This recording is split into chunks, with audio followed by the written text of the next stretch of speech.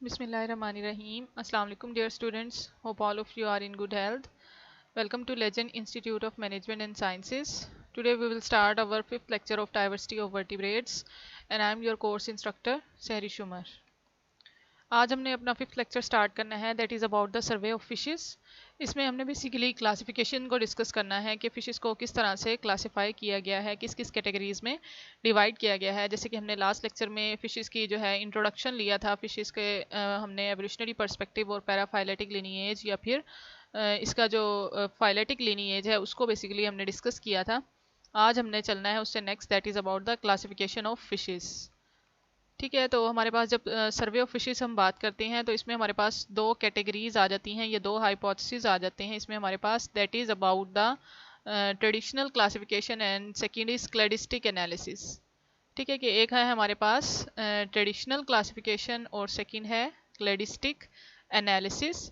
अब traditional classification क्या है, जिसे हम कह रहे हैं कि रवायती तौर पर या रवायती तरीकाकार जो है हमारे पास फ़िशेस को क्लासिफाई करने का, उसमें क्या करते हैं कि हम जो है फ़िशेस में चेक करते हैं कि उनके अंदर जॉज प्रेजेंट हैं या फिर एब्सेंट है।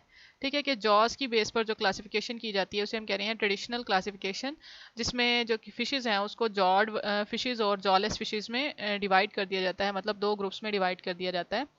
और जो क्लैडिस्टिक एनालिसिस है उसमें हम क्या करते हैं, क्लैडिस्टिक कहते हैं कि ऐसी अप्रोच जिसमें ऑर्गेनिज्म को मोस्ट रिसेंट एंसेस्टर की बेस पर क्लासिफाई किया जाए, उसे हम क्या कहते हैं, क्लैडिस्टिक एनालिसिस।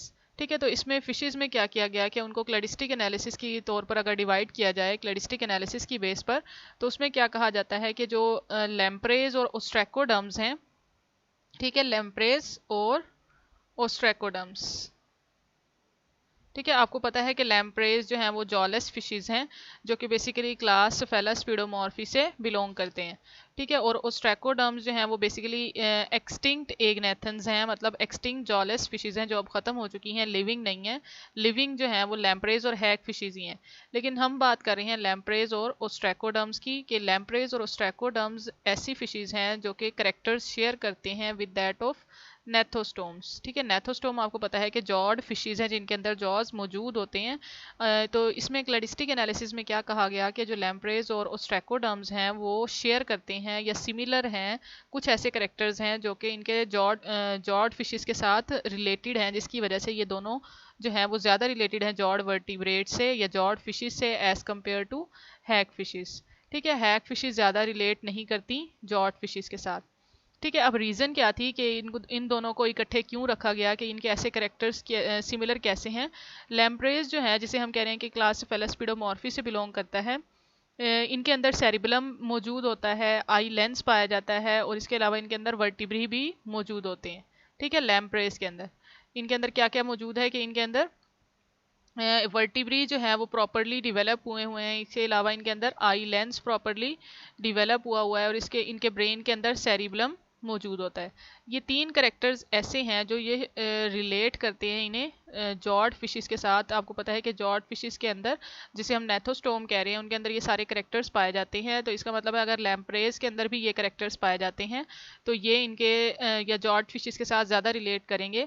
जबकि हैग फिशेस जो होती हैं इनके अंदर इस बेस पर इनको इससे अलग किया गया कि इनको ये कहा गया कि हैग फिशेस के अंदर जो वर्टिब्रल कॉलम है या वर्टिब्री है जो वो प्रॉपरली डिवेलप नहीं है।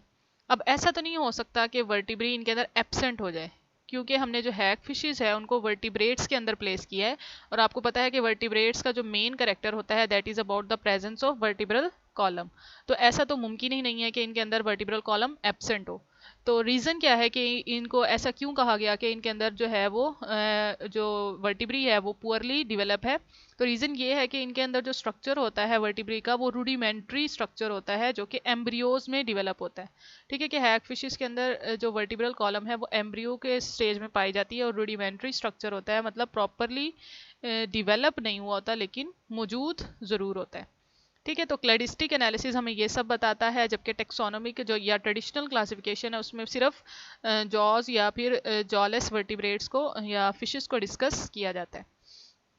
ठीक है, तो हमने जो डिस्कस करना है, जो है बेसिकली कंसीडर करते हैं that is about the traditional classification.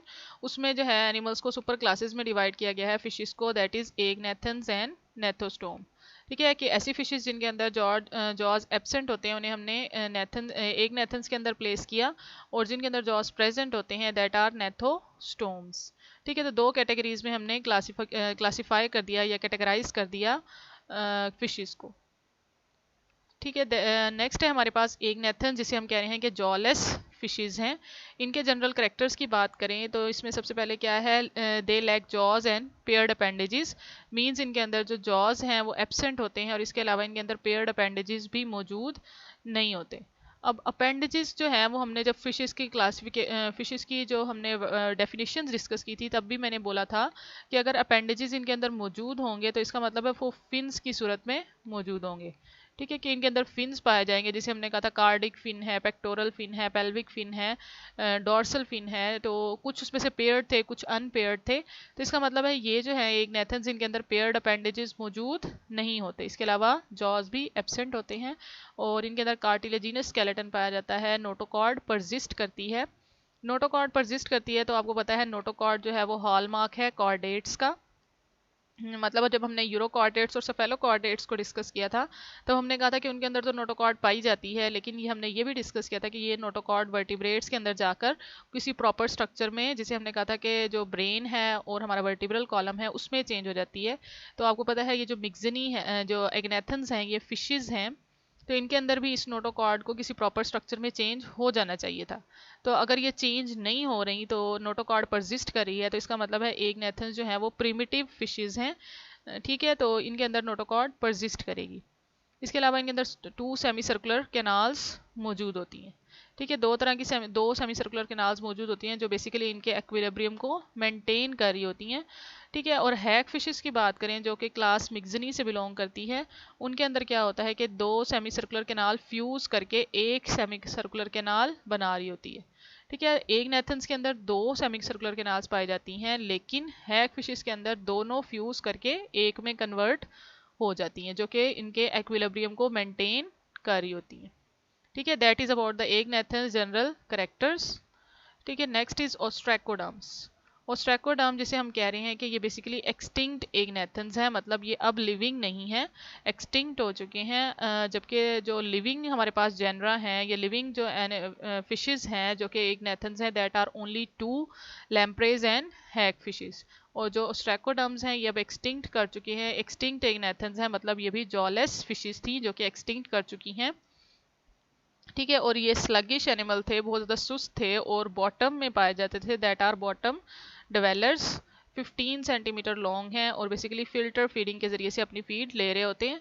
Filter feeders हैं, माउथ के जो सिलरी एक्शन के जरिए से फूड जो है वो सस्पेंडेड पार्टिकल्स इनके माउथ के अंदर एंटर होते थे, और उसके अंदर बेसिकली एनालीड्स थे, और जो है वो आर्थ्रोपोड्स वगैरह इंक्लूड थे इनकी फीड में। और इनके अंदर बोनी आर्मर पाया जाता है जो कि इनको डिफेंस में हेल्प करता है। इसके अलावा बोनी प्लेट्स जो होती हैं माउथ के गिर्द, वो जॉ के तौर पर काम कर रही होती हैं। ठीक है, जैसे हमने पहले डिस्कस किया कि ये एक नेथन्स हैं, तो इसका मतलब है इनके अंदर जॉज एब्सेंट है, लेकिन जो है वो एक मॉडिफाइड स्ट्रक्चर पाया जाता है कि बोनी प्लेट्स जो हैं वो जॉ जैसा स्ट्रक्चर बनाती हैं, और ये जॉज जो हैं वो, जिसको हम कह रहे हैं कि बोनी प्लेट्स जॉ के तौर पर काम कर रही हैं, ये क्या काम करते हैं कि ये क्रैक करने के लिए, तोड़ने के लिए काम करते हैं, किसको, एनालीड्स के शेल वगैरह को, मोलस्का के जो शेल हैं गैस्ट्रोपोड्स के, और एक्सोस्केलेटन जो है वो आर्थ्रोपोड का, उसको क्रैक करने के लिए ये जॉज इस्तेमाल किए जाते हैं, उसको तोड़ने के लिए इस्तेमाल किए जाते हैं, ताकि वो उसको आसानी से फीड कर सकें, उस पर अपनी जो है वो फिल्टर फीडिंग कर सकें। ठीक है, तो बेसिकली जो जॉज पाए जाते हैं वो बोनी प्लेट्स की सूरत में होते हैं माउथ के गिर्द। ठीक है, तो ये थी हमारे ऑस्ट्रैकोडर्म्स के बारे में। नेक्स्ट अगर हम एग्नेथन्स जिसे हम कह रहे हैं कि जॉलेस फिशेस, उसकी अगर हम क्लासिफिकेशन की बात करें तो इसको हम 2 क्लासेस में डिवाइड करते हैं। एग्नेथन्स जो कि टेक्सोनोमिक कैटेगरी है, इसको हम 2 क्लासेस में डिवाइड करते हैं, that is class Myxini and class Cephalaspidomorphi. ठीक है, जब हम कॉर्डेट्स डिस्कस कर रहे थे तब भी हमने इन दोनों को डिस्कस किया था, और हमने कहा था मिक्सनी की एग्जांपल है हमारे पास हैग फिशेस, और क्लास फेलास्पीडोमॉर्फी की एग्जांपल है हमारे पास लैम्प्रेस। ठीक है, हैग फिशेज और lampreys that are the categories of या क्लासेस ऑफ एग्नेथन्स। ठीक है, कि हमारे पास एग्नेथन्स की क्लासेस हैं, लेकिन जब प्रिमिटिवली अगर हम बात करें तो हैग फिशेज और लैम्प्रेज को एक ही कैटेगरी में रखा जाता था, दैट आर साइक्लोस्टोमेटा। ठीक है, कि साइक्लोस्टोमेटा एक कैटेगरी थी जिसके अंदर इन दोनों को प्लेस किया जाता था, हैग फिशेज और लैम्प्रेस को। ठीक है, कि इनको अलग अलग प्लेस नहीं किया जाता था बल्कि एक ही ग्रुप के अंदर रखा गया था, दैट इज साइक्लोस्टोमेटा। अब इनको एक ही ग्रुप में क्यों प्लेस किया गया था, कुछ ऐसी रीजंस थी जिसकी वजह से इनको एक ही ग्रुप में प्लेस किया गया। वो क्या रीजंस थी कि इनके अंदर कुछ ऐसे करेक्टर्स थे जो दोनों ये शेयर कर रहे होते हैं। जैसे आपको पता है कि इन दोनों के अंदर जॉज जो हैं वो मौजूद नहीं होते, जॉज एब्सेंट होते हैं। इसके अलावा इनके अंदर इंटरनल ऑसिफिकेशन होती है। ठीक है, कि इंटरनल जो है वो ऑसिफिकेशन होती है। इसके अलावा इनके अंदर स्केल्स मौजूद होते हैं और पेयर्ड फिन्स होते हैं। ठीक है, कि स्केल्स मौजूद हैं, ठीक है, और पेयर्ड पेयर्ड फिन्स जो हैं वो इनके अंदर एब्सेंट होते हैं। ठीक है, कि इनके अंदर जॉज भी एब्सेंट हैं। इंटरनल ऑसिफिकेशन इनके अंदर होती तो है लेकिन इतनी ज़्यादा वेल डिवेलप नहीं होती। इसके अलावा इनके अंदर जो हम फिन्स डिस्कस कर रहे हैं, जिसको हमने कहा कि इनके अंदर फिन्स जो हैं वो जो पेयर्ड फॉर्म में हैं वो एब्सेंट होते हैं। और ये जो ऐसे करेक्टर्स हैं, ये जो दोनों हैं वो शेयर कर रहे होते हैं। तो इसका मतलब है अगर ये सारे करेक्टर्स इनके अंदर ये दोनों शेयर कर रहे हैं तो इसका मतलब है इनको एक ही कैटेगरी में प्लेस कर दिया गया, दैट इज साइक्लोस्टोमेटा। लेकिन फिर कुछ ऐसे भी करेक्टर्स थे जो इन दोनों में डिफ्रेंशिएट करते थे, जिसकी वजह से इनको अलग क्लासेस में प्लेस कर दिया गया। क्लास मिक्सिनी को अलग कर दिया गया, स्फेलोस्पिडोमॉर्फी को अलग कर दिया गया। अबाउट 450 मिलियन ईयर्स अगो इनको सेपरेट कर दिया गया, हैग फिशेस को और लैम्प्रेस को। ठीक है, तो ये हमारे पास क्लासेस थी एगनेथन्स की। आज जो हमने बेसिकली क्लास मिक्सिनी को डिस्कस करना है, इसकी डिटेल स्ट्रक्चर, इसकी फंक्शनिंग को डिस्कस करना है। स्फेलोस्पिडोमॉर्फी को हम नेक्स्ट लेक्चर में डिस्कस करेंगे। ठीक है, तो हमारे पास सुपर क्लास एगनेथन्स की फर्स्ट क्लास है, दैट इज क्लास मिक्सिनी। और ये आपको डायग्राम नजर आ रही होगी हैग फिशेस की। आपको पता है कि मिक्सिनी की एग्जांपल है हैग फिशेस, और ये आपको हैग फिश की जो है डायग्राम नजर आ रही है। इसकी बॉडी जो है बहुत स्लिपरी होती है क्योंकि इसके अंदर स्लाइम ग्लैंड्स पाए जाते हैं जो कि इसकी बॉडी को स्लिपरी बनाते हैं, और एंगलर्स जो होते हैं वो इसको आसानी से कैच नहीं कर सकते। इसके अलावा इनके माउथ के गिर्द जो है वो टेंटिकल्स मौजूद होते हैं जो कि इनको फीडिंग में हेल्प कर रहे होते हैं, और इनके माउथ के अंदर जो है टंग के रीजन में इनके टीथ मौजूद होते हैं जो इनको ग्रेस्पिंग में हेल्प करते हैं। ठीक है, अगर हम इनके जनरल करेक्टर्स डिस्कस करें क्लास मिक्सिनी के, जिसकी एग्जांपल है हैग फिशेस, उसके अंदर क्या होता है कि mouth with 4 pair of tentacles. ठीक है, माउथ के गिर्द 4 पेयर पाए जाते हैं टेंटिकल्स के। Olfactory sacs open to mouth cavity. ठीक है, ऑल्फैक्टरी सैक्स मौजूद होती हैं जो कि डायरेक्टली ओपन होती हैं माउथ कैविटी के अंदर, और बेसिकली जो है ऑर्डर्स को सेंस करने में हेल्प करती है। मुख्तलिफ तरह की जो स्मेल होती हैं उसको सेंस करने में हेल्प करती हैं ऑल्फैक्टरी सैक्स।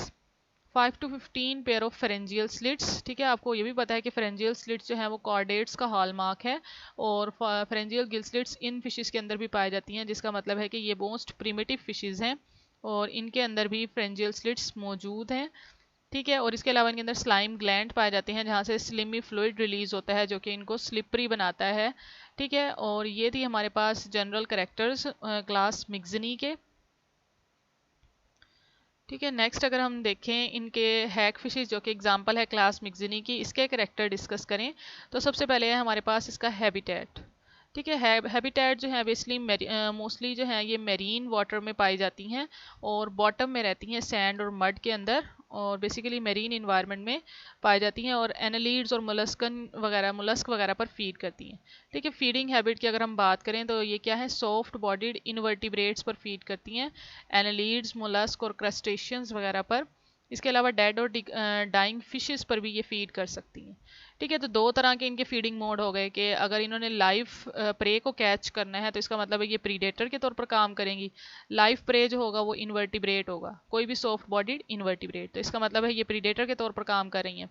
लेकिन अगर ये डेड और डाइंग फिश पर फीड कर रही हैं तो इसका मतलब है ये स्केवेंजर के तौर पर काम करेंगी। स्केवेंजर मतलब जो ऐसा फीडिंग मोड जिसके अंदर एनिमल डेड और डाइंग फिश पर या डेड और डाइंग एनिमल पर फीड करता है, उसे हम कहते हैं कि स्केवेंजर्स हैं। ठीक है, तो ये जो मिक्सिनी है क्लास हैग फिशेस जिससे बिलोंग करती हैं, वो बेसिकली स्केवेंजर के तौर पर भी रिएक्ट कर रही होती हैं और प्रीडेटर के तौर पर भी अपनी फीडिंग हैबिट को इस्तेमाल कर रही होती हैं। ठीक है। स्कैवेंजर हम जैसे मैंने कहा कि ये इसने डेड और डाइंग फिश को जो है वो यूटिलाइज करना है। ठीक है कि अगर कोई वेल या फिर कोई शार्क वगैरह की डेथ हो जाती है लार्ज फिश की, तो वो बॉटम पर जो है उसका जो स्ट्रक्चर है उसका, वो बॉटम पर पड़ा है उसकी बॉडी, अब उस पर ये जो है वो फीड करना शुरू कर देंगी। ठीक है, अगर उस पर फीड करना शुरू कर देंगी जिसकी वजह से उसके जो कारकेस है सेवरल ईयर तक वहाँ पर पड़ा रहेगा और ये उस पर फीड करती रहेंगी। ठीक है, तो इसकी वजह से जो हम कह सकते हैं कि ये ऐसे फिशेज़ हैं जो कि वाटर को क्लियर करने में इस्तेमाल होते हैं।